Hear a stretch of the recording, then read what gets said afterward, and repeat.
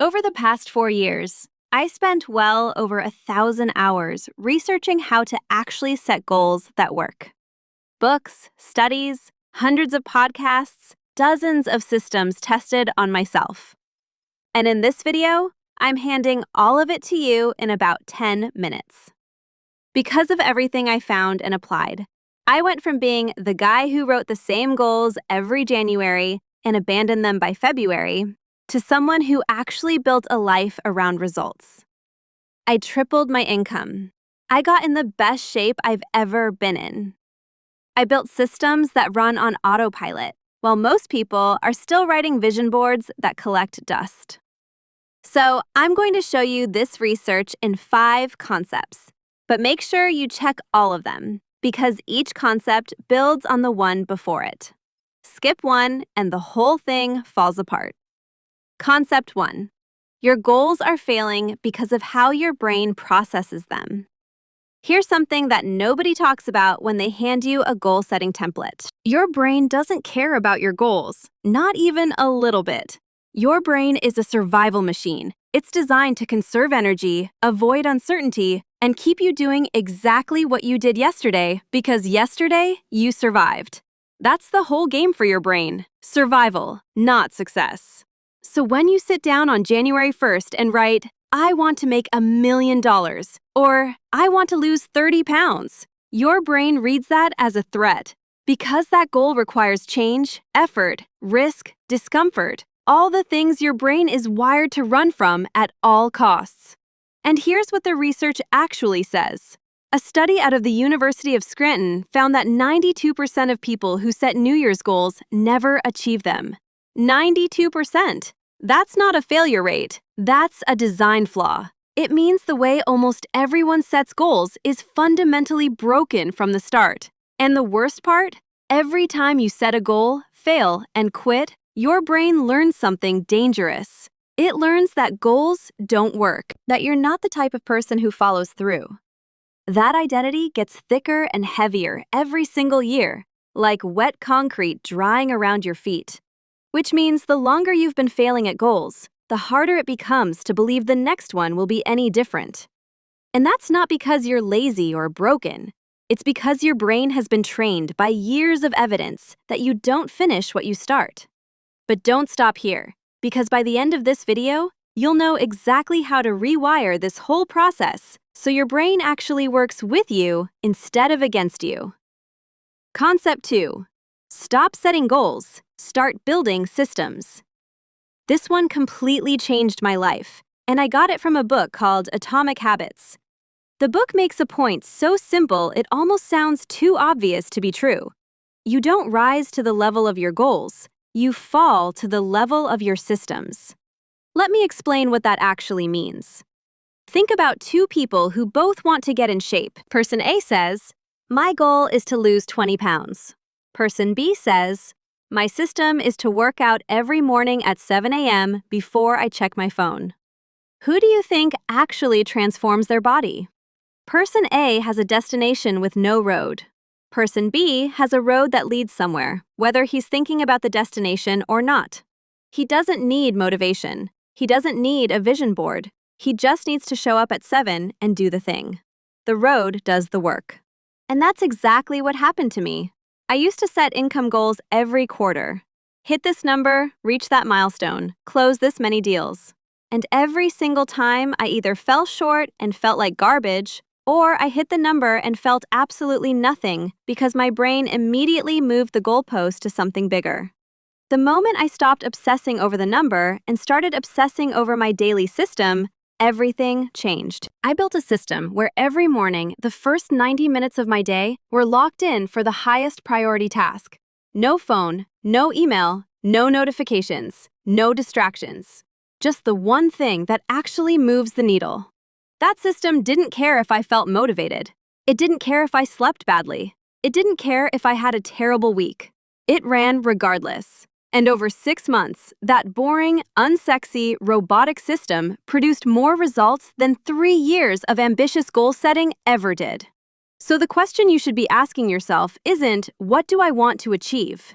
The question is, What system can I build that makes the result almost inevitable? Because goals give you a direction, but systems are what actually move your feet. Concept 3. You cannot just set a goal. You have to kill your old identity first.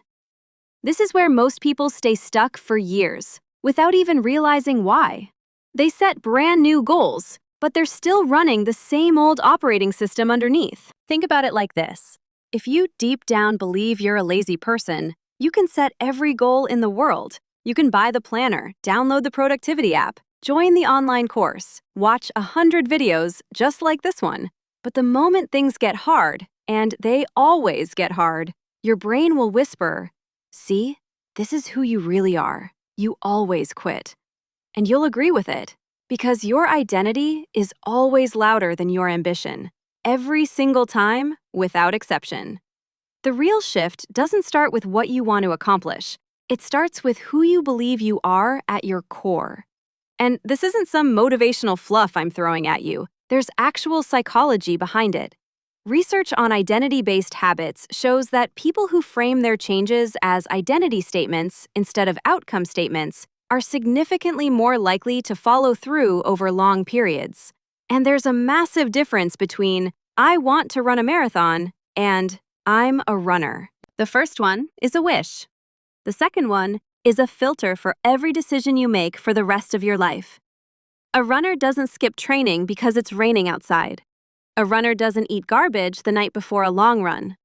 A runner doesn't negotiate with himself about whether today is the day. The identity makes the decision before the situation even arrives. You don't need more discipline. You need a stronger self-concept that does the disciplining for you. For me, the shift was going from "I want to be productive" to "I'm someone who doesn't waste days." That sounds like a tiny, almost meaningless change in words.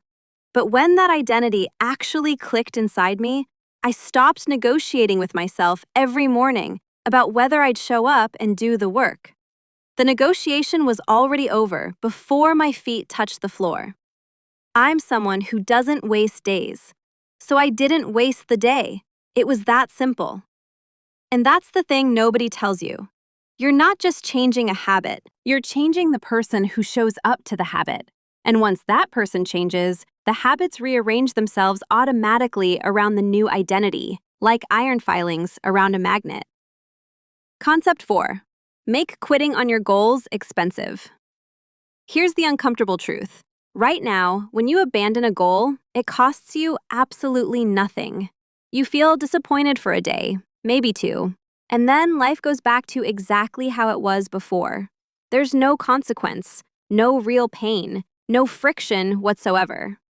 And if quitting is free, your brain will choose it every single time. Because your brain is designed to always pick the path of least resistance. That's not a character flaw, that's biology. So instead of fighting your biology, you use it. You make quitting cost something real, something your brain cannot ignore. Here's what that looks like. You take something you actually care about, money, your reputation, a commitment to someone whose opinion you genuinely value, and you attach it directly to your daily system. Not your big annual goal, your system, the daily actions. For me, that meant telling my business partner exactly what I was going to deliver every single week. Not vague things like, "I want to grow," or "I'll try harder." Specific, measurable deliverables. I will publish 3 pieces of content, send 5 outreach messages, and review my analytics every Friday by 6 p.m. If I didn't deliver, he knew. He saw it. There was no hiding. And that social pressure alone was enough to keep me locked in on weeks where I had absolutely zero motivation and every excuse in the world to skip. You can also use financial stakes. Set up a bet with a friend or an accountability partner where every single time you break your system, you pay them real money. Not $5, not 10. An amount that actually makes your stomach turn when you think about losing it. The method honestly doesn't matter as much as the principle behind it. When quitting carries a real, immediate, unavoidable cost, your brain stops treating it like a casual option. it starts treating your system as non-negotiable. And non-negotiable is the only level where systems survive long enough to actually produce compounding results. Concept 5. The shrink the target method. This is the last concept, and honestly, the one that saved me from my own ambition. Because here's the trap nobody warns you about. Big goals feel inspiring on day 1 and completely suffocating by day 14.